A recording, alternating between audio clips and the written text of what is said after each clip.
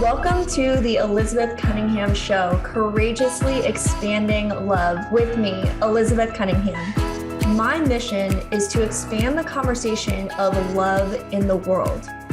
Is it possible to have deep, loving, healthy relationships? Have you ever been curious about having more than one relationship or partner at a time? Get ready to transform in love, be courageous, and set yourself free. In this show, we talk about relationships, sex, love, and the ways we wish we could be, but never thought were possible. The Elizabeth Cunningham Show starts now.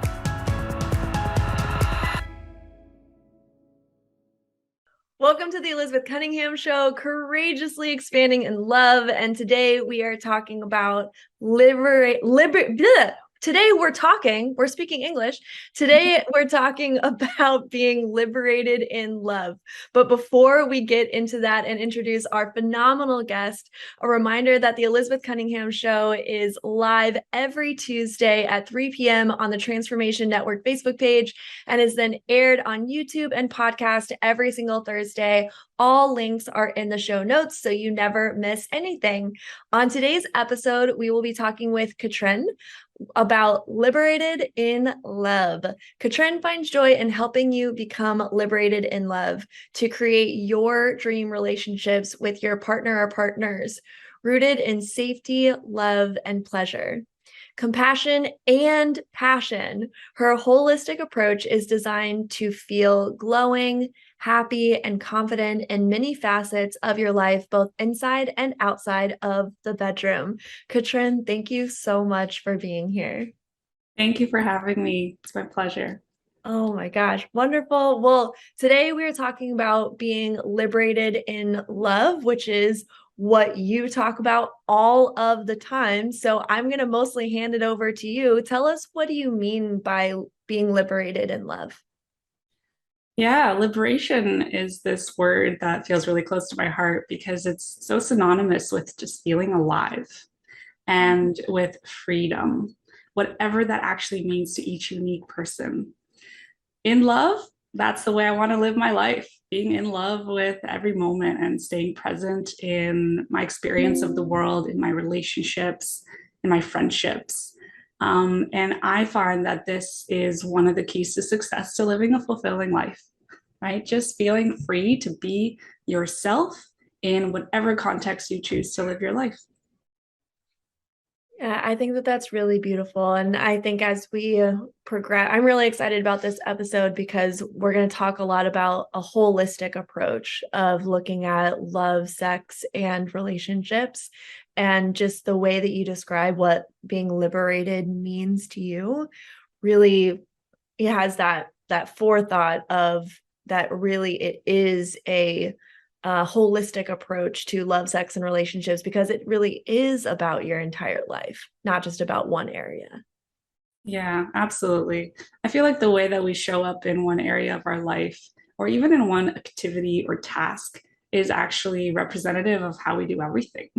Whether it is how we're eating our breakfast in a rushed kind of way and, sort of looking forward to the day, or the way that we learn, it is all kind of mirroring how we show up in other parts of our life, and specifically our relationships. So I feel like when we talk about sex, love, and relationships, we also have to encompass just how we be in general in our everyday activities. So it's all connected. It's crazy how interconnected it really is.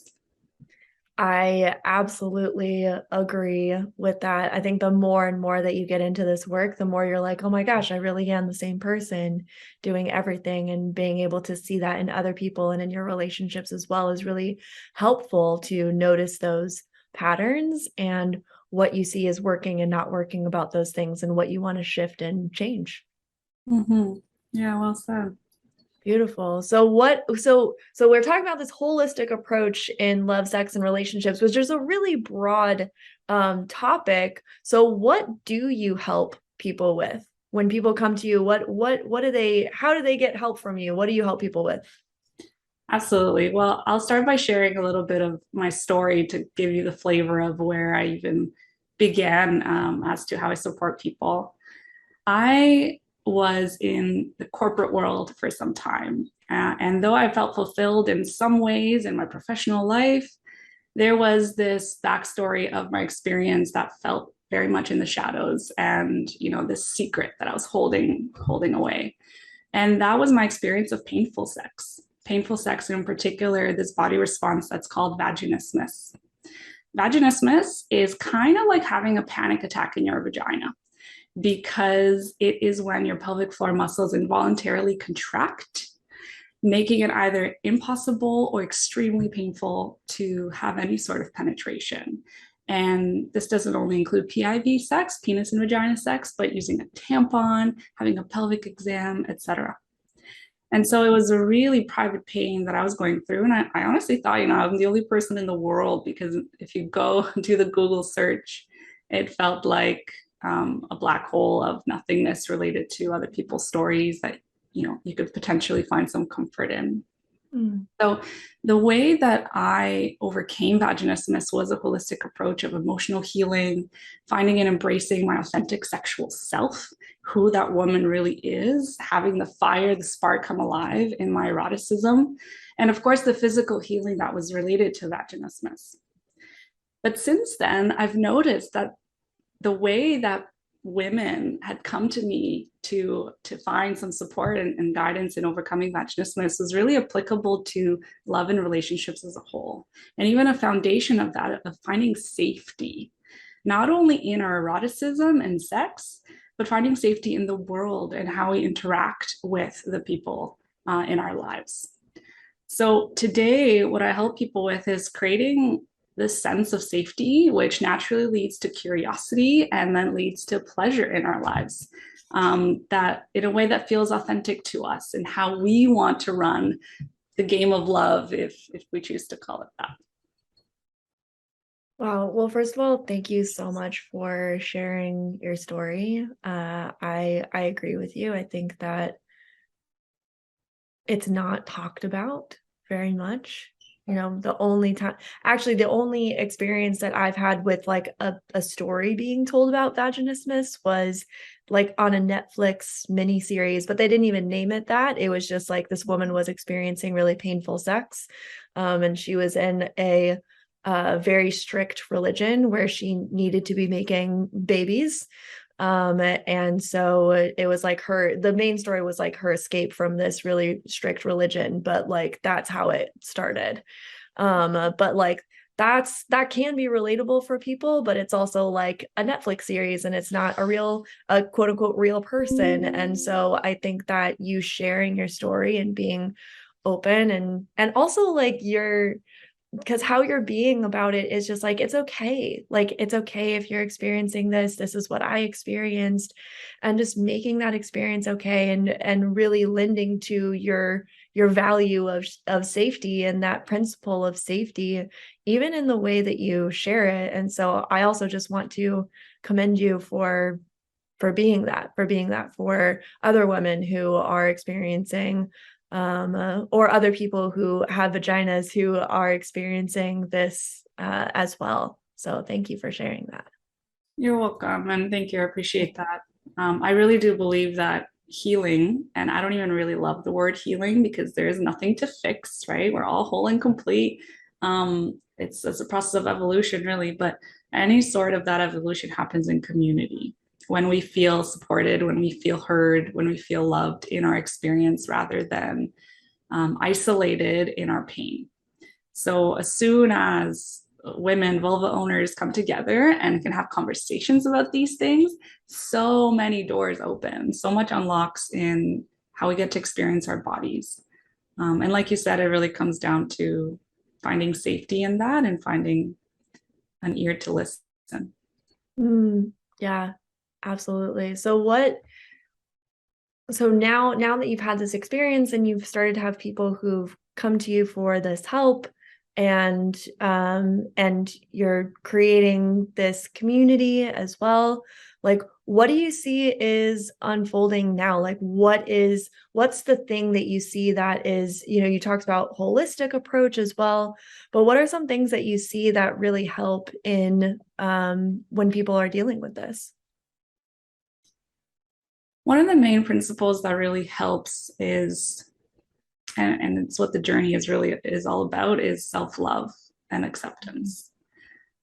So part of what's opened up from the beginning of my work in supporting women overcoming vaginismus is this underlying layer of like, what are the things that we shame ourselves about and feel guilty about in our lives, or things we try to hide away about ourselves that actually mask our authenticity? And Gabor Mate, he puts it so beautifully. He says we have two main needs. One is the need for connection, acceptance, sort of like being loved, and the next is our need of authenticity. And as soon as our need for connection is sort of, um, I guess, challenged in some way, we always, as human beings, stick with getting the love, but we throw the need for authenticity out the door. Mm. And hence we lose ourselves. And so overcoming vaginismus, creating fulfilling relationships is about finding ourselves again. And that's part of what has really opened up in my work with people, and how I support couples and multiple partners in relationships. Beautiful. Yeah, thank you. Well, we are going to take a break. And when we come back, I'd love to hear a little bit more about what that might look like. Like, we're talking about just in general, what happens, but I'd love to hear people's experiences. Like, what do you see? What do you see happening with people? And really, what's the as lived experience? Because I totally get that like need for connection, and then we throw out the authenticity 100%. But when we come back, we're going to dive a little bit deeper.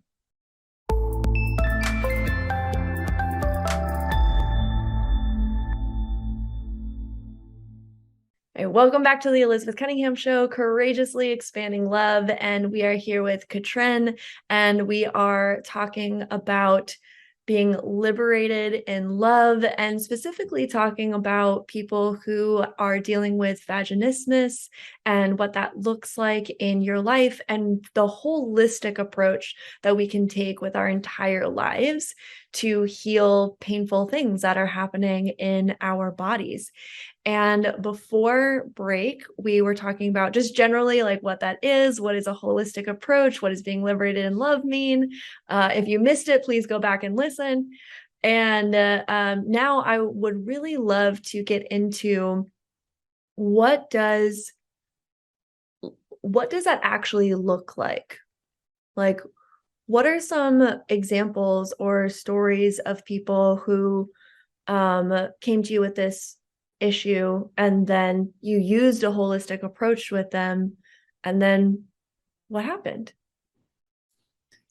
Yeah, I love looking at the reality of it, right? Because we can talk Yeah. theory all day, but unless we actually understand what are the impacts, we can't Mhm. really imagine where we're even going. And it's important to visualize that before we can get there. Yeah, absolutely. Um, so here are some examples, right? Perhaps somebody decided to wait until marriage to have sex. And by sex, I want to note this as PIV sex, right? Because we could have so many other forms of sex, and our society unfortunately defines sex so narrowly and how it's represented in the media, for example. Hmm. But they're looking forward to this, whether it's on their wedding day or at any other point, right? Maybe there's some nerves there, nervous energy around it. And as soon as they try to have PIV sex, they feel like there's a wall there. There's just no opening. And I remember feeling and thinking to myself, like, do I even have a vagina? Where is my vaginal opening? I feel like our sex education, in many ways, is fear based. Many cultures don't have a sex education. And in that way, whatever we don't speak about doesn't really even exist to us. So I felt personally very disconnected from the lower part of my body for a very long time. Mm. So, anyways, this wall is there. And maybe you try another few times, like I did with my boyfriend at the time at 18 years old. And maybe there's some penetration starting to happen, but it feels excruciatingly painful, like a knife that's been warmed over a fire and then inserted in you. Oh my gosh. So, as you might imagine, this experience is super scary. And all of a sudden, we start having these questions of, like, all right, I knew first time sex was supposed to hurt, as we're being told in society, but is this really normal? Like, I'm starting to think like this shouldn't be the way that it goes. We head over to our doctor. Our doctor, unfortunately, often isn't very helpful. I remember mine telling me to have a glass of wine and relax and just breathe, or maybe that my body's just not ready for it and I should just wait. And so we feel very disempowered. Yeah.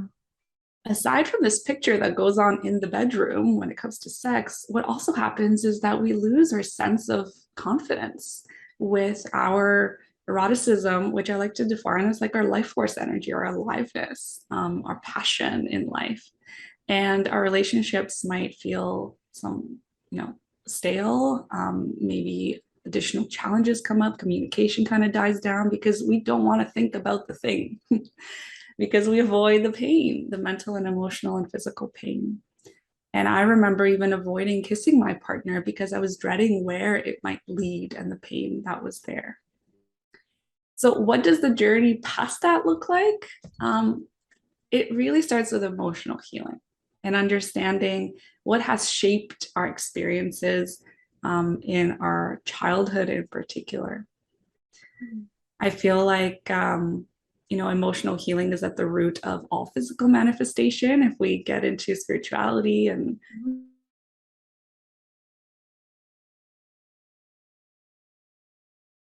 follows. Oh my gosh, I absolutely agree with that.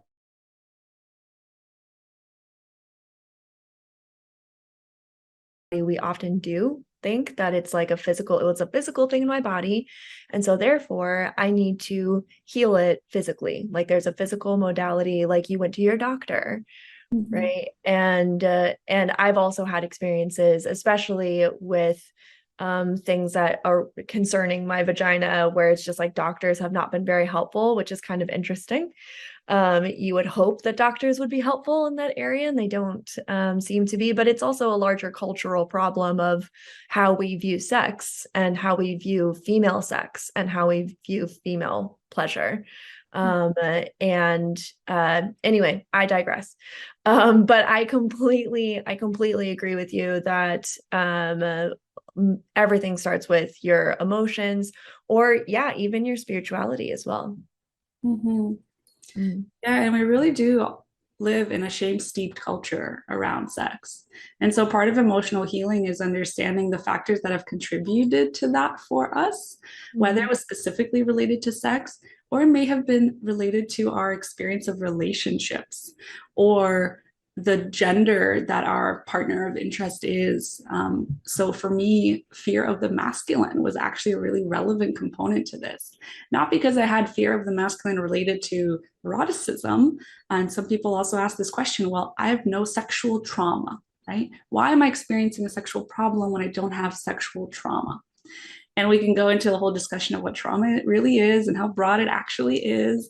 But the reality of it is that if you had experienced something that led you to believe you need to protect yourself from another person, like a man in particular, or that men are angry, or there's unexpected outbursts that can happen at any moment, and you have to be on this high alert sort of state, then of course your body is going to be in a protection mode. Yeah. And that's what vaginismus really is. That's what numbness with sex is, or different.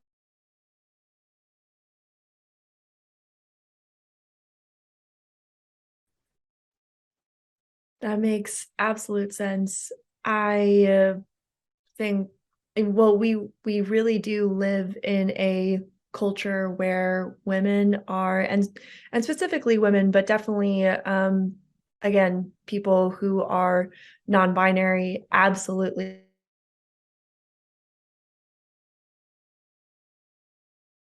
to protect yourself. And the messages that women receive are that men are scary, that you do need to protect yourself, that if you don't protect yourself, then you can be blamed for whatever happens to you, that there's something wrong, that, and you just got to look out, and so we are brought up to be closed off in some way because there's like a you aren't safe There's a clear message of you aren't safe, but then there's a contradicting message of like, and you're not safe, and if you're not polite, nice, compliant, you know, willing, then you will also receive punishment in the form of like harshness, anger, abuse. So protect yourself, but you should definitely give yourself to the right person. But if you don't give yourself to the right person, then you will also be punished. Yeah, like These are all the messages that I received loud and clear throughout my entire right. childhood and all the way up until I was like in my 20s, and they still happen, but I just know that they're not true anymore. Like that's the only difference, is I don't believe them anymore. Yeah, that's such a key shift is whatever can be happening in the outside world can be the same. But if our inner world is shifted and we choose not to subscribe to that message, then we can live a very different reality. And like you said too, like find that one person, which is in its way, in itself, a limiting viewpoint of what relationships can really be like, right? Well, who says it's one person, right? Can we share love with more than one person? Mm-hmm. Some of that also creates this closedness of like, well, am I wrong to be interested in more than one person? And I know that's part of your experience. So I feel Mm-hmm. like that could also be really relevant with sexual challenges of any sort. Mm. And I love that your definition of sex and eroticism is also broader as well, because I don't think, well, first of all, we're not even taught about eroticism in the first place. Like I didn't start learning about eroticism until I started doing this work. And I was like, oh yeah, there's this thing called eroticism. And I was just like, oh yeah, that has something to do with porn, right? Like, you Yeah. know? And it's like, oh no. Like, and so I love that what you said was, you know, eroticism is like a life force. It's passion. It's like something that lives inside of you. It's like it's an experience, it's an emotion, it's, you know, it's so much more than that. And yeah, so what are some any other ways that you think that people might feel stuck in where they're at right now? Yeah, ways that people might feel stuck. I feel like the visceral embodied experience of feeling stuck is noticing that there's another place, that we call it a place or like an experience that we want to be at, but there's something holding us back. Like, you know, an example might be not being able to orgasm. And I've supported women in having their first orgasms. Um, that feels like a sense of stuckness. Well, am I doing it right? Like, is this supposed to be like all there is, or is there more, right? Or a Mm-hmm. feeling of stuckness in their marriage when people grow apart, or when they haven't both done the personal development, the emotional work to reignite the spark. So, you know, saved marriages can come out of this. People separating in good faith can also come out of that. There's so many examples of the stuckness that you know, people experience. Yeah. Well, thank you. Thank you for sharing. And we are going to go on another short break. And then when we get back, I want to talk more into the holistic approach. Like, okay, great. Like, these are some examples of how people might be stuck. This is like what people's as lived experience might be. And so now let's move into the holistic approach. Okay, what can we do about that? All right, so when we get back from break, that's what we'll do.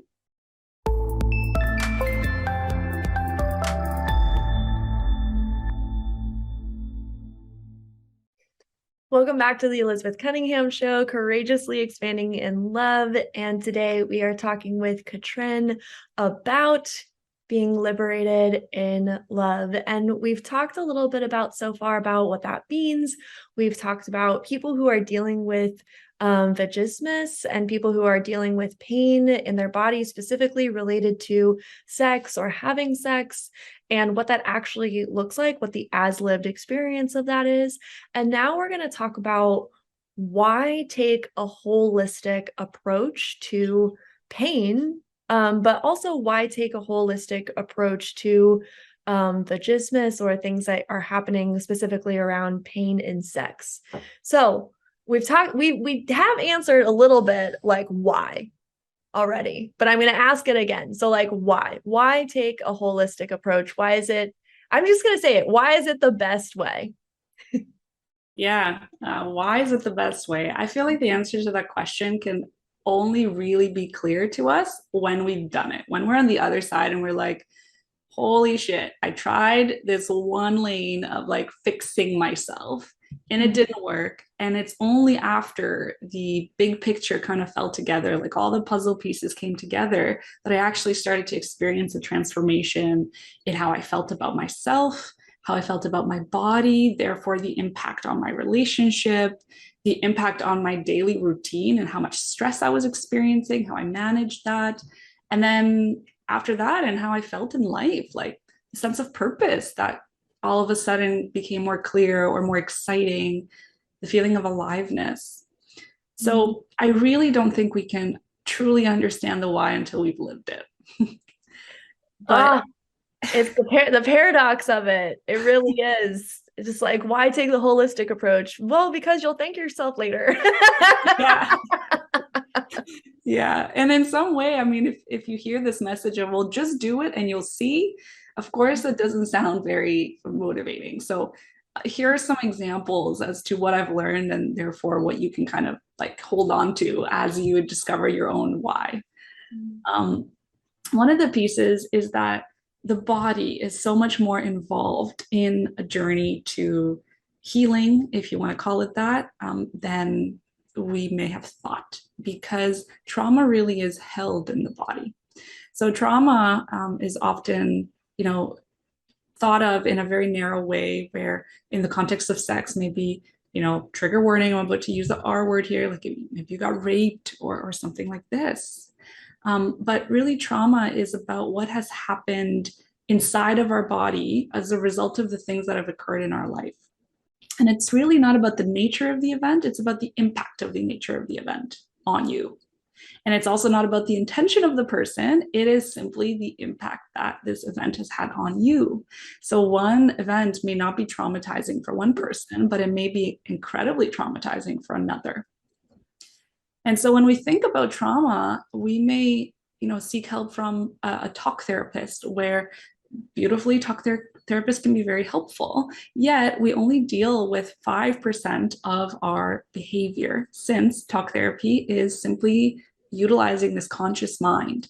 How we're having a conversation right now, we're almost like speaking, we're analyzing perhaps, but we're using a very small section of the mind that then leads to our behavior. And 95% of our experience is shaped by what we call the subconscious. And really, the subconscious mind doesn't necessarily live in the brain, it's the experience of each cell in our body. And Bruce Lipton's biology of belief can kind of showcase some of the science around this. So, holistically, we got to be looking at the iceberg underneath the surface to understand what is driving our behavior and how can we shift it. So, cue the body, cue somatic experiences. How is it that we can unlock what we've been carrying with us, these layers and layers of pain that have sort of suppressed also our authenticity? And how is it that we can start to shed those? How is it that we can find safety in letting go of the pieces that we've sort of taken on as who we are, but really they're a consequence of what has happened to us rather than who we actually are. Hmm. Yeah, I'm just like I'm letting that kind of soak in because I think that if we understood that, and I say we as a collective, I think that if we understood that we would live in a very different world. If people understood it, like exactly what you just said. I'm like holding myself back from paraphrasing it, because I think how you said it was really beautiful and really poignant. And that if we just understand that only 5% of how we're being is that conscious part, And the other part is that 95% of subconscious, and subconsciousness isn't the mind. It's also the body. It's also your cells. Um, and I'm going to have you, once we're done with the show, I'm going to have you repeat that resource back, and then I can put it in the show notes. So biology of, what is Believe. it? Biology of belief. Okay, great. So that way we can put it in the show notes as well. Yeah. Thank you. I think that's all I have to say about that is thank you. You're welcome. Yeah. I'd love to expand on that a little bit because there are Yeah. tools that I've discovered that are amazing for the actual practical pieces of Yeah. reducing Please trauma. expand. Mhm. Yeah. Well, Bruce Lipton supports this work called Psych K, which I'm a facilitator of. There are facilitators all over the world focusing in on different topics. But what this really is subconscious belief change processes. How can we reprogram what we picked up as kids when it comes to how the world is registered for us, right? So when we're little, we experience the world as a direct sort of result of ourselves. When I observe my parents fighting, the kind of meaning that I assign to this is I did something wrong. They're fighting because of me. How can I take control over the situation? How can I improve myself? How can I mold and shape myself into something that they are going to be happy with so that they stay together? Right? Mhm. See how we make it about ourselves? Like we're meaning making machines. Mhm.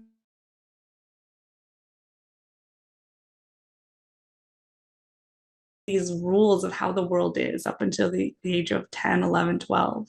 And we live with those pieces, those beliefs, those programs for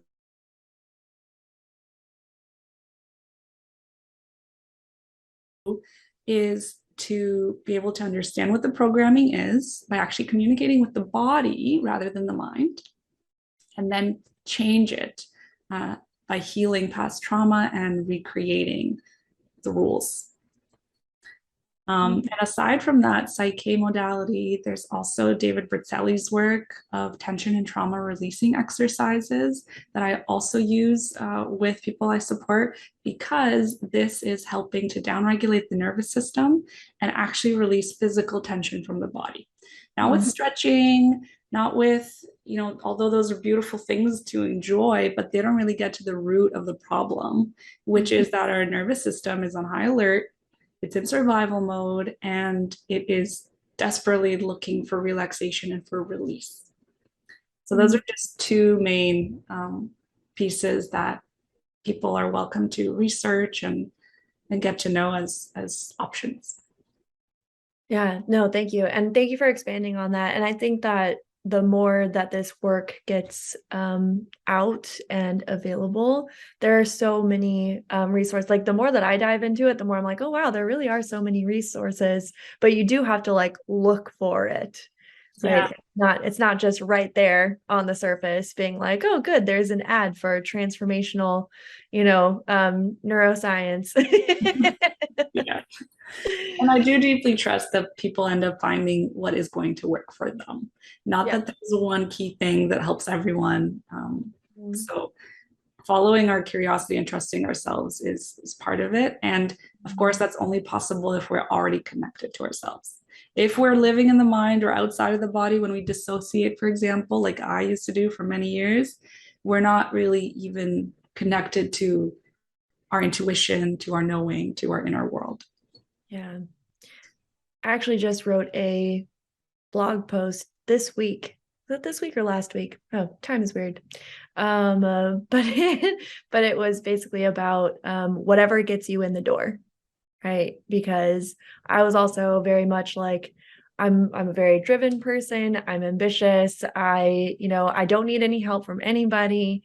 That's kind of like my mode and or had been. And so when it came to like a holistic view or approach of things, what actually got me in the door to my first like transformational it was a weekend was if you take this course, then you'll be able to make more money.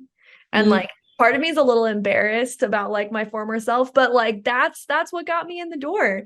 yeah. And then from there, realizing all of these things, right? Realizing like, and PS, I did start making more money, but like that was like no longer the point anymore. I was like, oh my gosh, there's so much here that I just wasn't aware of at all. I was just living in that 5% conscious mind instead of like really seeing that larger iceberg underneath. And so I love that you said, people's curiosity will lead them to where they need to go. I absolutely absolutely endorse that statement.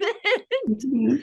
Like my question of how do I make more money and build a business that I love? Because I did want to help people. Like that was the thing. I was like, I want to build a business that like really helps people and like really helps people in their lives. And so I was like, oh, this course helps people in their lives. And I think it's going to make me more money. So boom, there you go. I'm going to take this course. And that's what led to the rabbit hole that we are in now. It's fantastic. Yeah, I love that. That's what got you in the door. And for some people, what might get them in the door is having better orgasms or being confident on a date, right? But all of those pieces are actually going to slowly trickle into the core of knowing ourselves and trusting ourselves and loving ourselves. Yep. Amen to that. Amen. All right, we're going to take another break. And then when we get back, we're going to do our end of show wrap up. And for every single person who is like, oh my gosh, Katrin, I need to talk to you, we are going to let you know what Katrin is offering and how to get a hold of her. So, all of that when we get back from the break.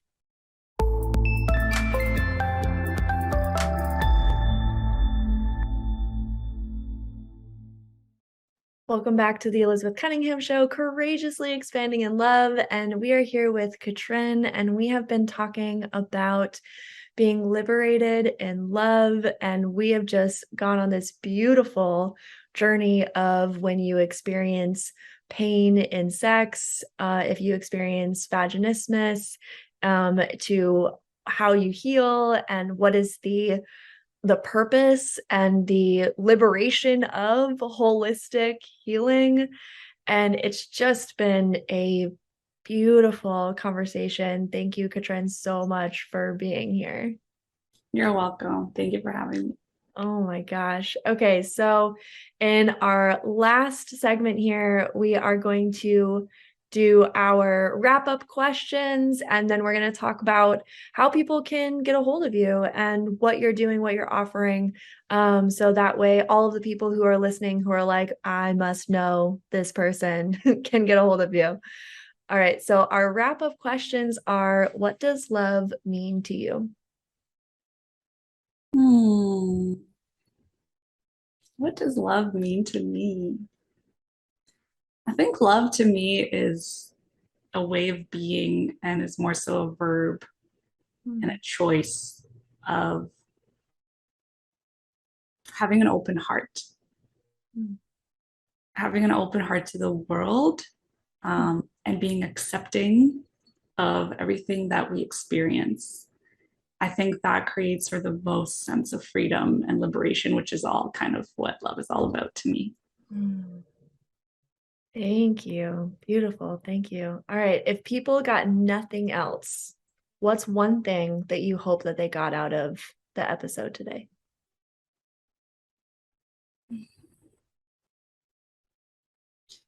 If people got nothing else, I would hope that the message they take away is that there's nothing to fix. I feel like we often live our life with this destination in mind of like, I need to be there in order to feel XYZ. And hence, I need to change myself or fix myself. Mm. That there's something broken about me. And part of having an experience of being liberated in love is noticing the beauty and the love that's already there with nothing else in our life changing. So Mm. that would be it. Beautiful. Oh, yes. Yes, yes, yes. I hope that they got that too. What is one action that people could take? One action that people could take would be noticing how, in the present moment, they could experience just 10% more enjoyment. or pleasure or whatever word feels, relevant in terms of enjoying that moment. Mm. Because if we can consistently keep that top of mind with how we live our life, then I feel like we would be so much more joyful, fulfilled, happy, and just open to the world. It's that 10% more enjoyment. It doesn't have to look like anything. It could simply be a noticing, it could be an energy, it can be a breath, but it changes everything. Mm. Thank you. Oh my gosh. Yes, I love all of those answers. Endorsed all of the answers. All right. Okay, what are you promoting? You actually have a free course. Yes, I do. The free course is called Safety in Love. Mhm. And the course is essentially a 3-day masterclass. On day 1, we talk about finding safety in self. Day 2 is all about safety and pleasure. And 3 is safety in relationship. And this is a beautiful starting point for feeling liberated in love. If anyone listening is also experiencing vaginismus or painful sex, you may also want to check out Putting Vaginismus in the Past, which is also a free course.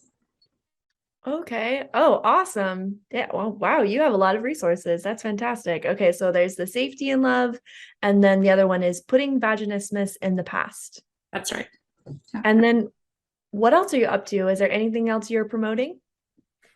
Yes.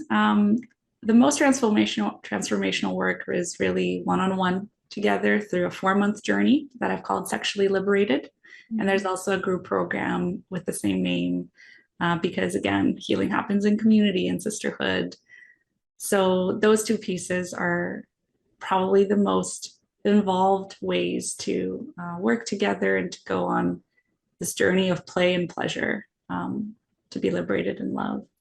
If you check out the members area, you'll see a bunch of other pieces, but really the most customized approach is just meeting like this and having a conversation and experiencing what healing is like in the body rather than the mind.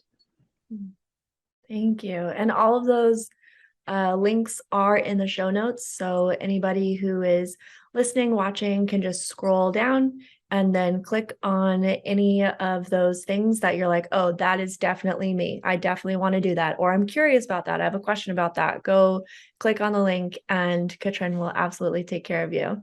All right, Katrin, thank you so much for being on the show today. It has been an absolute pleasure. Thank you so much for the work that you do in the world, for the transformation that you cause for people, for the healing that you lead people through. Thank you. Thank you. Thank you. Thank you. You're so welcome. Thank you for having me. It was really a pleasure, Elizabeth, having this chat, and let's evolve the conversation in whatever way that feels right. Courageously expanding in love. That's what we're doing. That's what we're doing. All right. Thank you, everyone, so much for listening. Thank you for watching. Remember to like, subscribe, turn on the notification button so that you don't miss anything. We are live every Tuesday at 3 p.m. on the Transformation Network Facebook page. And we are also aired then on Thursday every single week on YouTube and podcast. All of those links are in the show notes as well. Everything you need is in the show notes. Show notes. And so until next time, everyone, keep loving. You have been listening to The Elizabeth Cunningham Show, Courageously Expanding Love with me, Elizabeth Cunningham. Tune in live every Tuesday at 3 p.m. Pacific Standard Time on transformationtalkradio.com, where we shed light on relationships, sex, love, and the ways we wish we could be, but never thought were possible. Learn to love yourself and create the relationships you want. Connect with me at elizabethanncunningham.com. That's elizabethanncunningham.com.